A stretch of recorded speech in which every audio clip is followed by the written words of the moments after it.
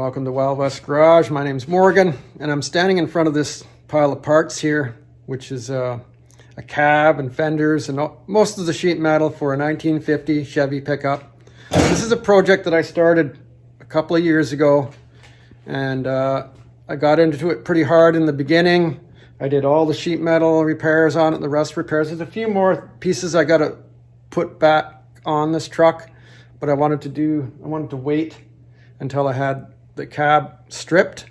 I was going to send it to a company in like in a neighboring city to have it professionally stripped and then coated, but I reached out to them twice, sent them pictures of the project twice, and they never got back to me, so I just kind of gave up on them. And then since then I've been kind of trying some experiments of my own to get things rolling on it. And so the project's kind of been mothballed. As you can see, everything's all kind of stacked together and there's stuff stacked around it. So I haven't been working on this for a while now, but just the other day I tried something that I've been thinking about for a while, and I've had a tremendous success with it, and I'm pretty excited about it. So I just wanted to share that with everyone. So, and I also want to thank a couple of people. They're also YouTubers, and I don't know the fella's name, but he has a channel called Backyard Ballistics, and he has a second channel called Beyond Ballistics, where he shares a formula that I guess he developed himself to de-rust parts. And I'm not gonna even go into the formula on this channel. I'm gonna leave a link to the video in the description if you want to check out his video and get all the formula and watch what he does with it.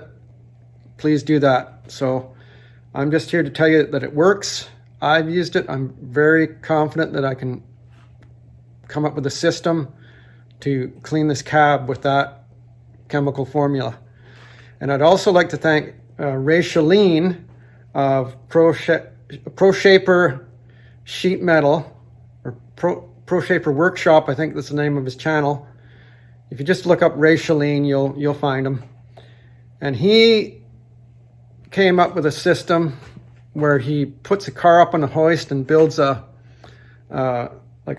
trough underneath it, and with a sump and a bunch of sprinkler heads and some pumps, and he used a commercially available product to de-rust the bottom of a Cadillac, and he had amazing results with it. It was a brilliant way to do it, I thought anyways, versus immersion. So you can imagine how many gallons of product you'd need to immerse this cab in.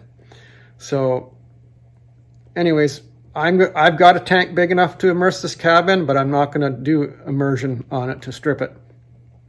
And it's only stripping rust, of course. So anyways, I just want to thank those two people. Like I say, I don't know the name of the first guy, but thanks anyways, Mr. Beyond Ballistics. And thanks, Ray.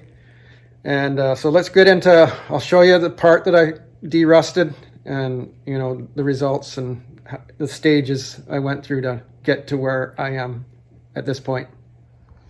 Okay, here's the part that I'm going to clean. This is an inner wheelhouse for a 1950 Chevy that I've been working on for a while now.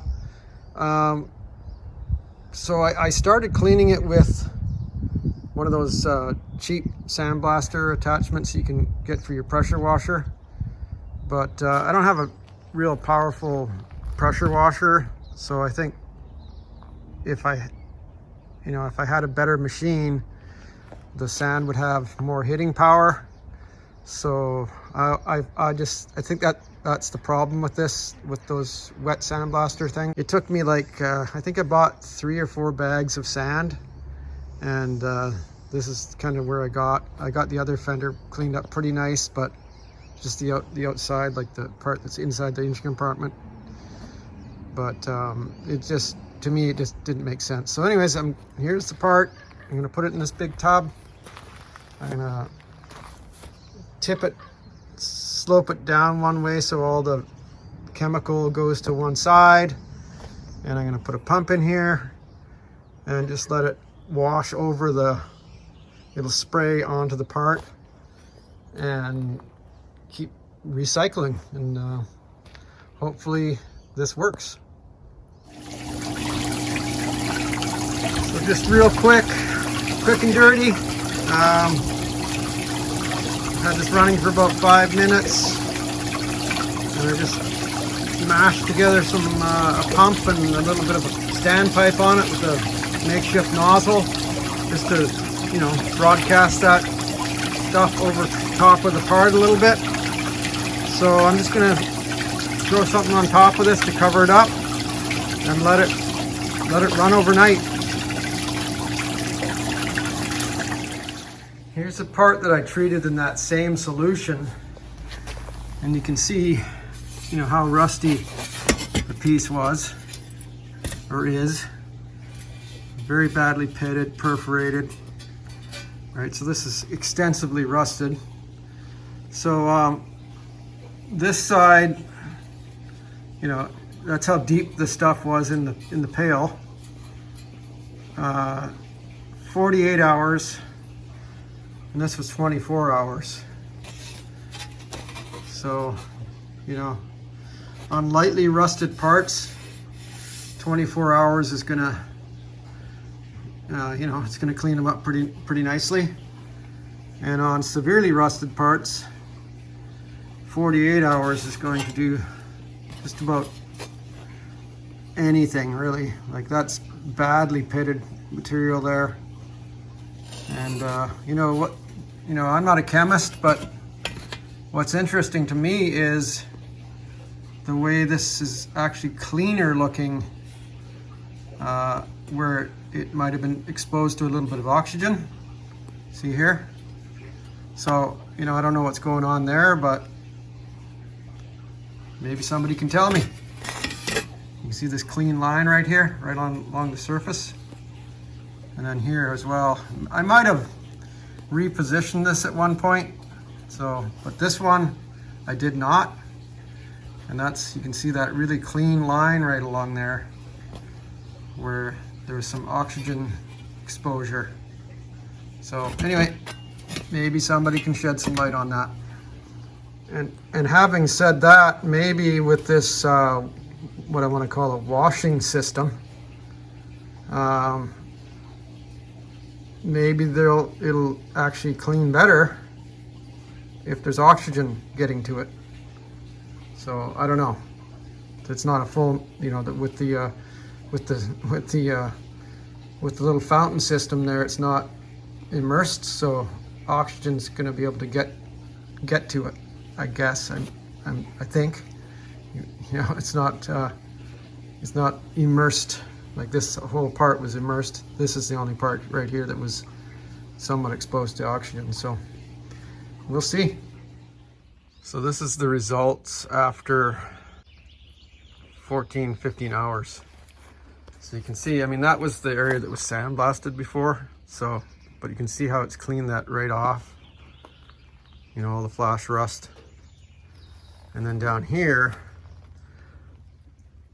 mind you, this part was submerged right here along here, but you can see how that's taken that off, and you can see that has cleaned that considerably there, this area, and you can see how it's going to work on that part there. So I'm just going to pressure wash this a little bit and see what we've got there, because it does leave a residue somewhat, so you have to wash it off. That is awesome.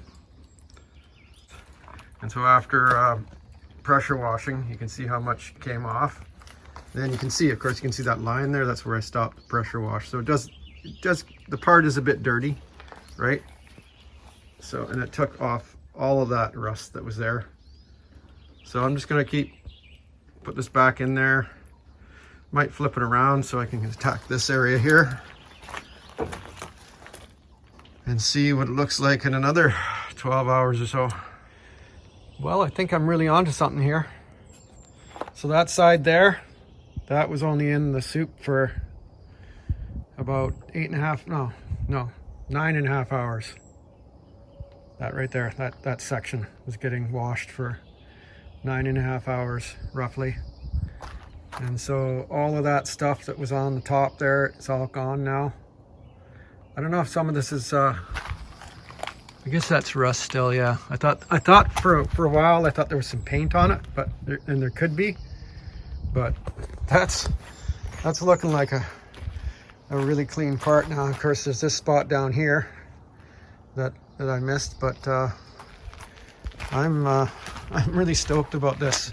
I can't wait to get the big tank set up and get some big parts in there, like the cab and the fenders.